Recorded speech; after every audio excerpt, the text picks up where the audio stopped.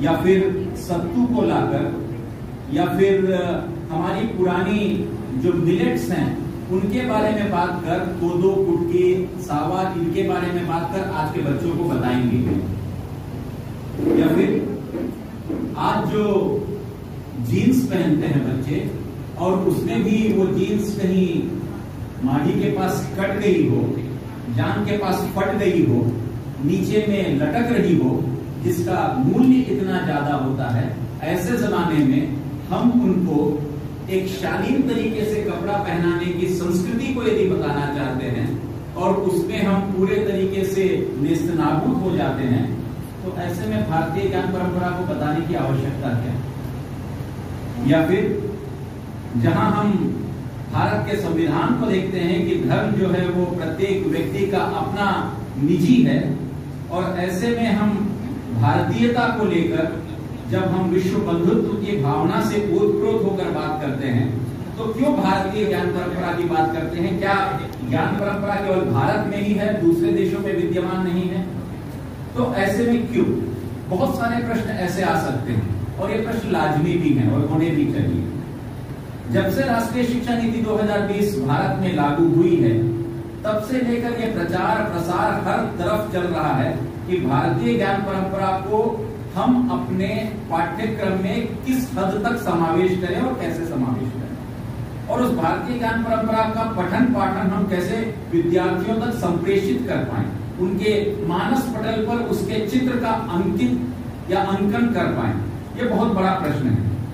हम भी उसी पद्धति से पढ़ा लिखा तो नारीला लइका के महतारी था, तो लइका के महतारी को पढ़ाना बहुत बड़ी आवश्यकता है हमारी, तब जाकर इस भारत को हम समर्थ, सशक्त और सुदृढ़ भारत की परिकल्पना में ले जा सकते हैं। नवरात्रि में, नवदुर्गा में हम कन्या भोजन कराते हैं और दोनों नवरात्रि में हम कन्याओं को खोजते हैं कि कन्या मिल जाए, लेकिन घर पे कन्या पैदा नहीं होना चाहिए।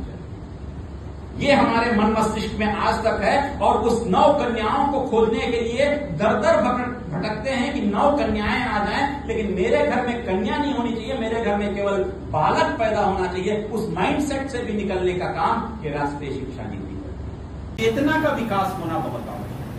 जब तक हम चेतना का विकास अपने विद्यार्थियों में नहीं कर पाएंगे, तब तक भारतीयता की चेतना उनके अंदर जागृत नहीं हो पाएगी। और इसलिए कॉन्सेप्ट ऑफ करिकुलम जो है, उसके बारे में कनिंघम ने कहा था कि curriculum is just a tool. जो भी हम करिकुलम बनाते हैं वो हमारे हाथ में एक टूल है, जैसे चाक होता है, जैसे मेरे हाथ में माउस है या मेरे हाथ में पॉइंटर है, ये केवल टूल है। ये टूल किसी काम का नहीं है यदि मैं नहीं हूं। करिकुलम किसी काम का नहीं है टीचर नहीं है तो, और इसीलिए वो पात्र किसी काम का नहीं है यदि पानी नहीं है, और पानी पात्र के बिना भी आप हाथ से पी सकते हैं। तो इसीलिए करिकुलम केवल हमारे हाथ में टूल है, और हम जो हैं वो केवल आर्टिस्ट हैं। हमको उन विद्यार्थियों को मोल्ड करने की जरूरत है उनके ऑब्जेक्टिव के हिसाब से, और हम उनको मोल्ड कहाँ करते हैं? स्टूडियो में करते हैं। और वही स्टूडियो जो टूटी फूटी कुर्सियों का हमारा क्लासरूम होता है, टूटी फूटी कुर्सियों का हमारी शालाएं या महाविद्यालय या विश्वविद्यालय होता है, वो हमारा स्टूडियो। तो इसीलिए मेरा हमेशा से मानना है कि आप कितनी भी इस टेक्नोलॉजी को लेकर आ जाइए, एआई को लेकर आ जाइए, कुछ भी लेकर आ जाइए, ये शिक्षक कभी प्रतिस्थापित नहीं हो सकते। किसी हालत में शिक्षक को आप प्रतिस्थापित नहीं कर सकते, क्योंकि शिक्षक के हाथ में ये जो पूरा का पूरा करिकुलम है, ये टूल है। और जितना आप हम टेक्नोलॉजी का यूज कर पा रहे हैं, ये टेक्नोलॉजी न भी हो तो भी टीचर सर्वाइव कर सकता है, लेकिन टीचर ना हो तो टेक्नोलॉजी सर्वाइव नहीं कर पाएगी। तो ये बहुत बड़ी आवश्यकता हमें बताने की जरूरत है। इसलिए विद्यार्थियों को हमें एनरिच करना चाहिए, इंस्पायर करना चाहिए, और सबसे बड़ी बात उनको एम्पावर करना चाहिए। जब तक उनको आप एम्पावर नहीं करेंगे, तब तक एम्प्लॉयबिलिटी को आप आगे नहीं बढ़ा सकते। इसलिए रोजगारोन्मुख शिक्षा, रोजगार परक शिक्षा और जीविकोपार्जन के साधन युक्त शिक्षा हमें देने की आवश्यकता है। और इसलिए भारतीय ज्ञान परंपरा में वो सारी चीजें थी, और उसी को हमको पुनः एक बार स्थापित करना है। भारत को स्किल इंडिया बनाने की जरूरत है, और स्किल इंडिया इसीलिए बनाने की जरूरत है, यदि स्किल नहीं होगा तो वही एस जो है सोसाइटी का रूप ले लेगी। वही सोसाइटी एस को हटा दीजिए, क्या बचता है? वो विद्यार्थी को किल कर देगी, और किल में से के हटा दीजिए, बचता क्या है? किल। वो विद्यार्थी बीमार रहेगा तो उसको किल कर देंगे, क्योंकि उसमें होगा नहीं स्किल। तो हमें स्किल बढ़ानी है। पर उसने एक पूरा पश्चिम एक फिल्म थी, उस पूरा पश्चिम में वो पूरी भारत की परिकल्पना को साकार करता हुआ कहता है कि जहां दशमलव का आविष्कार हुआ, जहां शून्य का आविष्कार हुआ, और चांद पर आदमी तभी जा पाया जब दशमलव का आविष्कार हुआ, और दशमलव का आविष्कार नहीं हो पाता तो दुनिया का व्यक्ति नील आर्मस्ट्रांग कभी चांद पर जा भी नहीं पाता। वो भारत, वो भारतीय ज्ञान परंपरा।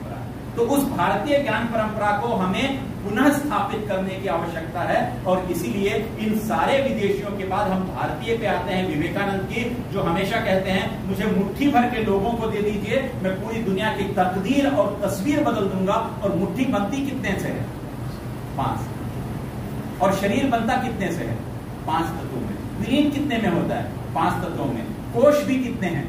5। इसीलिए विवेकानंद भी कितने लोग की मांग करते हैं? 5। तो इसलिए हमारे यहाँ पंचेंद्रिय, तो 5 लोगों को दे दीजिए, 5 अच्छे विचार एक व्यक्ति को दे दीजिए, वो व्यक्ति पूरे तरीके से दुनिया को बदल सकता है। ये बात विवेकानंद कहते हैं। और इसीलिए हमें भारतीय ज्ञान परंपरा को कंजर्व करने की जरूरत है, सस्टेन करने की जरूरत है, इसको प्रतिस्थापित करने की जरूरत है।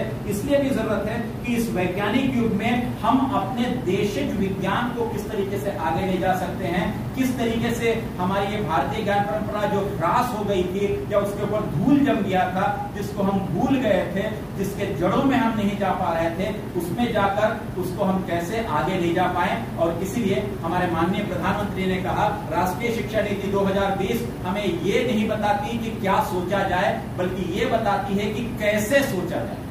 तो कैसे सोचा जाए ये बहुत आवश्यक है। और जब आप कैसे कहेंगे तो निश्चित रूप से आप फंक्शन करना चालू करेंगे, और आपके माइंड को एनरिच करना चाहिए, आपके हार्ट को इसको वार्म करना चाहिए, और स्पिरिट को अवेकन करना चाहिए। तो वो 3 तरीके से हो सकता है। एनरिच द माइंड आप कर सकते हैं नॉलेज से, और वार्म द हार्ट आप कर सकते हैं, वार्म द